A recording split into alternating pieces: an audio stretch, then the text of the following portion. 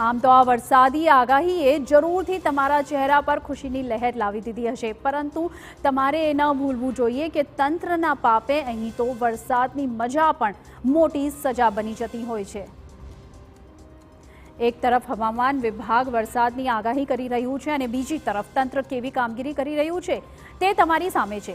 ચોમાસા ટાણે જ રસ્તાઓ પર વિશાળ ખાડા ખોદી દેવાયા છે, પણ એનાથી વધારે ચિંતાની વાત તો એ છે કે આ ખોદકામમાં તંત્રની ઘોર બેદરકારી સામે આવી છે। એક તરફ ગાંધીનગરમાં હજુ થોડા દિવસ અગાઉ જ કરોડોના ખર્ચે બનેલા નવા રોડને ડ્રેનેજ લાઇન માટે ખોદી કાઢવામાં આવ્યો હતો, તો બીજી તરફ વડોદરા મનપાનો અણધડ વહીવટ પણ તમારી સામે છે।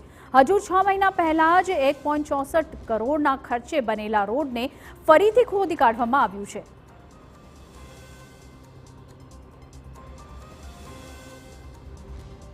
વડોદરામાં મકરપુરા હવેલી 4 રસ્તા નજીક 6 મહિના પહેલા જ 1.64 કરોડના ખર્ચે નવો રોડ બનાવવામાં આવ્યો હતો। હકીકતમાં તો પાણીની લાઇન નાખવા માટે રોડ ખોદીને નવો બનાવવામાં આવ્યો હતો, પણ રોડ નવો બન્યા પછી કોન્ટ્રાક્ટરને યાદ આવ્યું કે જેના માટે રોડ ખોદ્યો હતો તે પાણીની લાઇન નાખવાનું રહી જ ગયું। બસ ફરી દે દનાદન ધુમાડો, પ્રજાના પૈસાનો અને હાલાકી પણ પ્રજાને જ। 8 મહિના તો ઓલરેડી કોર્પોરેશન પાસે હોય જ છે, પરંતુ 8 મહિનાની અંદર કોઈ પણ જગ્યા ઉપર ખોદકામ કરવામાં આવતું નથી। પરંતુ જ્યારે ચોમાસાની ઋતુ આવવાની તૈયારી હોય ત્યારે તમે જોઈ શકો છો કે વડોદરા શહેરની અંદર 19 વોર્ડમાં જે અવારનવાર ખાડા ખોદવામાં આવે છે। વડોદરા શહેરની એક ખાસિયત છે કે પહેલે રોડ બનાવવાનો, પછી ડ્રેનેજ બનાવવાનું, પછી પાણી પુરવઠાનું કામ કરવાનું। એટલે કહેવાનો મતલબ કે વડોદરા શહેરના નગરજનોના પૈસા ખોટી જગ્યાએ વાપરવામાં આવે છે। સાથે સાથે રોડ બની ગયા પછી અલગ અલગ કોન્ટ્રાક્ટરો દ્વારા આડેધડ ખોદકામ કરવામાં આવે છે। એમને ખ્યાલ છે કે હવે 10 દિવસની અંદર જો ચોમાસાની શરૂઆત થવાની હોય અને થોડાક જ વરસાદમાં પાણી ભરાઈ જતું હોય, એવામાં પૂર્વ વિસ્તારમાં આ વિસ્તારમાં ખૂબ જ પાણીની સમસ્યા પહેલેથી જ રહેલી છે। એ પીવાના પાણીની હોય કે પાણી ભરાવાની હોય, હવે અહીંયા કોઈ પણ પ્રકારનું બેટિંગ નથી। કયો કોન્ટ્રાક્ટર કામ કરી રહ્યો છે એનું નામ નથી, કેટલા સમયના મર્યાદામાં આ કામ પૂર્ણ કરવું જોઈએ એની કોઈ માહિતી નથી। એવા ટાઈમે જો વરસાદ આવી જાય અને ન કરે નારાયણ અને પાણી ભરાઈને આવા ખાડામાં કોઈ પડશે, સ્વજન કોઈ ગુમાવશે પોતાનું, ત્યારે જ જે પ્રમાણે કોર્પોરેશન એની આદતથી મજબૂર છે કે કોઈ મળશે પછી જ એનું એ નિરાકરણ લાવે, એ બહુ દુઃખદ બાબત છે। કોઈનું પરિવારનું સ્વજન જાય અને પછી જો પાલિકા આંખો ખોલે એ બિલકુલ વ્યાજબી નથી। ચોમાસા ટાણે જ આવી સ્થિતિથી સ્થાનિકો ચિંતામાં મુકાયા છે। આમ તો 31 મે પછી કોઈ પણ પ્રકારના ખાડા ન ખોદવાનો નિયમ ખુદ તંત્રએ બનાવ્યો છે, પણ સરકારી રાજમાં નિયમોને ઘોડીને પીવામાં ન આવે તો તે નિયમ શેનો? દેખાતા આ દ્રશ્યો વચ્ચે તંત્ર તો સબ સલામતના દાવા કરી રહ્યું છે, તો બીજી તરફ વિપક્ષનું કહેવું છે કે આ આખાય વડોદરામાં હાલ આવા જ દ્રશ્યો દેખાઈ રહ્યા છે। જેટલા ટ્રેન્ચિંગ વર્ક વડોદરામાં ચાલે છે એને ચરી પૂરીને હોટમિક્સ નાખીને કે વેટમિક્સ નાખીને સેફ સ્ટેજ પર લાવવામાં આવે અને તમામ કોન્ટ્રાક્ટરો અધિકારીઓ આ દિશામાં કામ કરી રહ્યા છે।